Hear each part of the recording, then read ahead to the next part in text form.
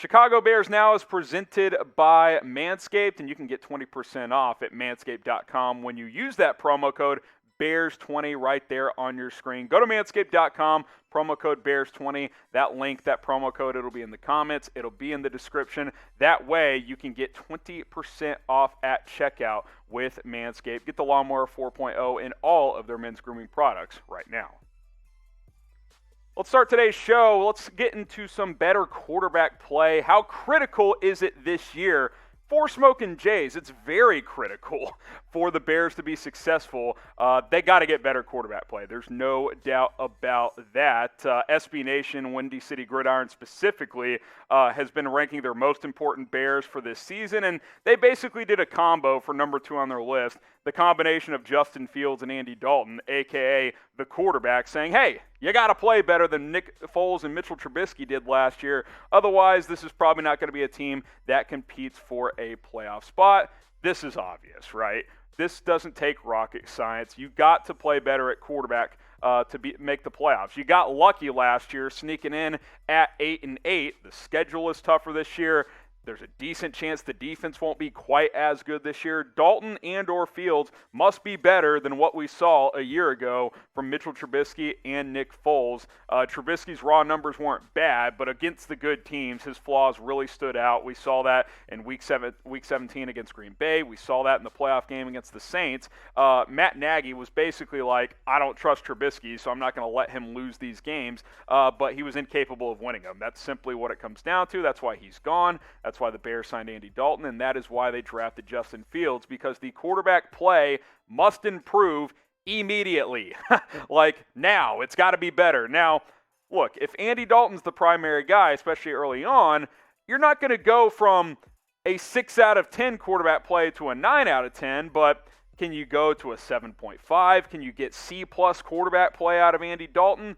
If you do, I think you're feeling okay. Then obviously later this season and eventually long-term, Justin Fields hopefully takes you to that A-level quarterback play, and then you're really contending for something at this point. But if you're going to make the playoffs this year, got to at least get an average to above average QB play, and that is not something you've had the past couple of seasons. Now, is the combination of Andy Dalton and Justin Fields better than the combination of Trubisky and Foles was a year ago? Type Y if you think it is. Type N if you don't think it is. I believe it is. I think Dalton will be a little bit more steady, and I think obviously once Fields gets in there, he's got major potential to really take off. I'm going to type my Y for yes, but go ahead and get your votes in.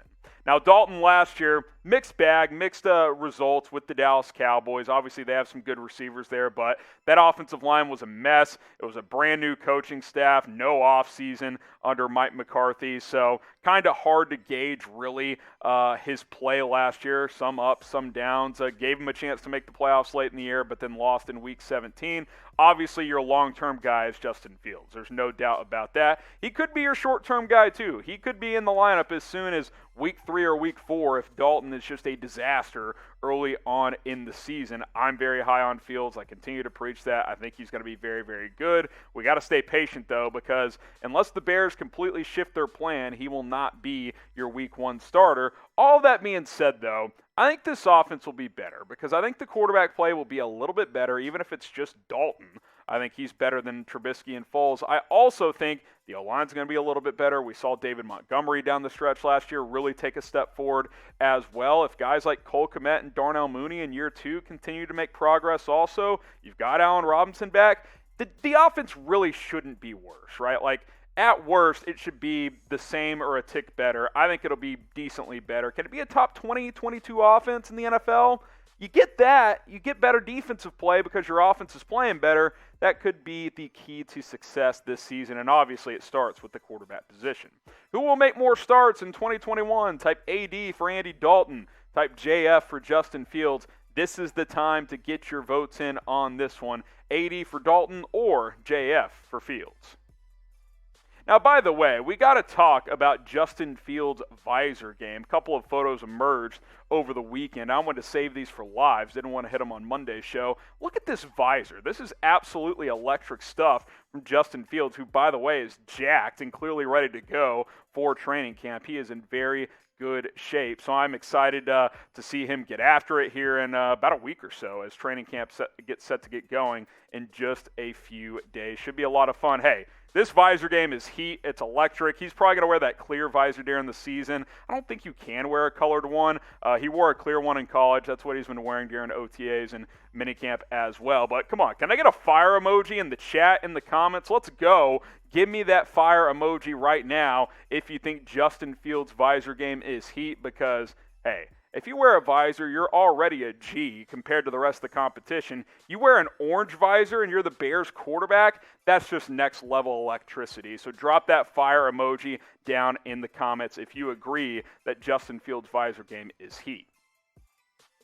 Now, Justin Fields is electric. So is this electric razor, the Lawnmower 4.0 at Manscaped. Go to manscaped.com. Use promo code BEARS20. Hey, I can't say for sure that Fields used this product, but he probably does because he's the best at everything he does. And Manscaped is the best men's grooming product out there, and the Lawnmower 4.0 is the best ball shaver on the planet. Advanced skincare technology. They've got 4 adjustable razors. That way, maybe you want to leave a landing strip down there. Maybe your girl is into that. She likes that 5 o'clock shadow downstairs. However you want to leave it, you can do it with the Lawnmower 4.0. Manscaped.com, promo code BEARS20. That gets you 20% off. You see the price difference right there, $90 all the way down to $71.99. The link will be in the comments. It's in the description. It's in the live chat for those of you watching live. Manscaped.com, promo code BEARS20. Let's keep our Bears Rumors Roundup going here. Does the Bears' future look bleak?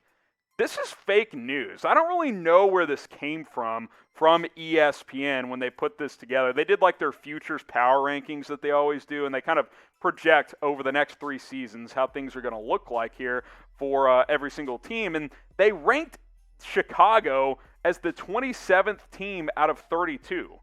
That's pretty darn low for a team that's kind of overachieved with bad quarterback play the past couple of years. And now that you finally have what you think is your franchise quarterback, you're still going to rank them that low? Now, they did kind of give the caveat of, oh, well, if Fields takes off, that could change things. But it's not like this team hasn't been able to win games with just terrible quarterback play. So if Fields is even decent, I mean, it's going to be a top 20 team the next few years. I don't think there's any doubt about that. Here's what Field Yates had to say on ESPN. They had him, Louis Riddick, and a couple of other guys combined in these rankings. Quote, the Bears have a clear and direct path to flying up the rankings in Justin Fields. If the former Ohio State quarterback meets the promise so many see in him, Chicago's fortunes turn immediately, and GM Ryan Pace and Coach Matt Nagy likely continue to be the architects of this team going forward. If Fields does not pan out, this franchise could be heading for change next offseason, and the future is a little less bright with a roster that includes limited cap flexibility, draft capital, and some aging veterans. So the second part of that quote really stands out to me.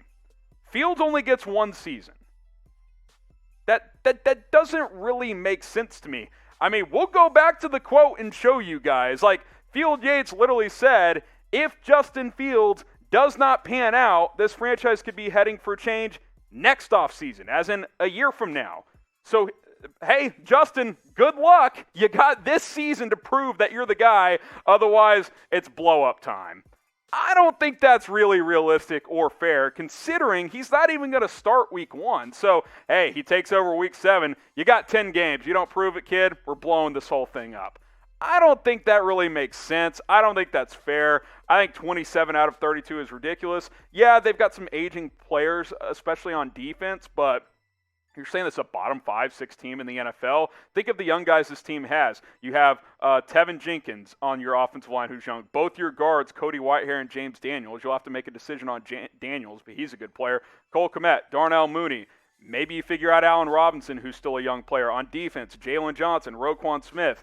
Khalil Mack's not an old player. Eddie Jackson's not an old player. Like, you've got young pieces on both sides of the ball. So to be like, yeah, they're aging, and if Fields doesn't prove it in year 1, it's all over. I mean, even if you do blow it up, maybe a new regime figures it out with Fields in year 2. Like, I just don't think it's all over if Fields doesn't ball out as a rookie. I think this is fake news. I think it's a reach. Now, if they put him at like 18 or 19 or 20 or something like that, okay, that's different. But this team's made the playoffs with bad quarterback play. If Fields is decent, I think the future is pretty darn bright. Now, who gives you guys better Bears info? Is it those folks at ESPN that really only cover Tom Brady and Patrick Mahomes? Or is it us here at Chicago Bears Now? Hey, it's up to you guys. Type Bears Now, type ESPN. Let us know who provides better Bears info on a daily basis. If you like what you see here, if you're a fan of us here at Chicago Bears Now, I encourage you guys to subscribe because we have videos every single day around the Bears. ESPN might talk about the Bears once or twice a week, not us. We're a daily channel for you guys. YouTube.com/Bears Now. These are just different thumbnails from our recent videos that we've been doing for you guys. We go live every single Tuesday at 4 o'clock Eastern, 3 o'clock Central Time. News, rumors, segments like training camp players to watch on offense and on defense. Share that link with a friend. Click that big red button. It's youtube.com/Bears Now.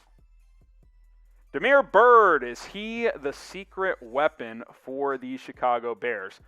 Two smoking Jays, a.k.a., I don't know, maybe. People are talking. Bleacher Report threw this one out there. They've been doing their classic off-season articles of one insert topic for all 32 NFL teams. This one was one secret weapon for all 32 teams. Named Damiere Byrd as the secret weapon for the Chicago Bears this year. He's got elite speed. Coming off a pretty good year with the Patriots. It could happen. It's possible. I'll throw two smoking Jays at it, especially if, let's say, Anthony Miller doesn't pan out. He doesn't prove he can be wide receiver 3. That spot is definitely up for grabs. That being said, I don't know if he's a secret weapon. I mean, to me, I'm thinking secret weapon. I'm thinking like a guy that could just come out of nowhere and give you 1,000 yards or something like that. I think if Damiere Byrd gave you 500 or 600 yards, you'd be pretty darn happy with that at the end of the day. Had over 600 last year with the Patriots, but a lot of that was being force-fed from Cam Newton because the Patriots basically had no receivers last year. I like him. He's got some upside. He's got some speed. I think as a secondary type of receiver, he could have a role on this team. I think he could elevate to wide receiver 3. That's definitely possible. Allen Robinson, Darnell Mooney, I think you're locked in as your 1 and 2. But after that, it's guys like Anthony Miller, Damiere Byrd, Marquise Goodwin, rookie Daz Newsome. We'll see if Riley Ridley and Javon Wims show something in training camp.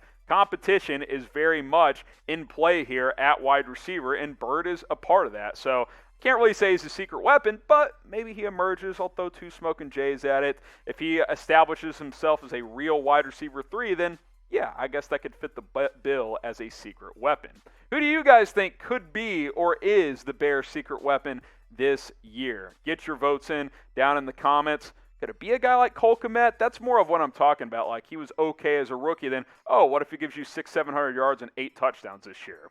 That could happen. Let us know who is the Bears' secret weapon this year.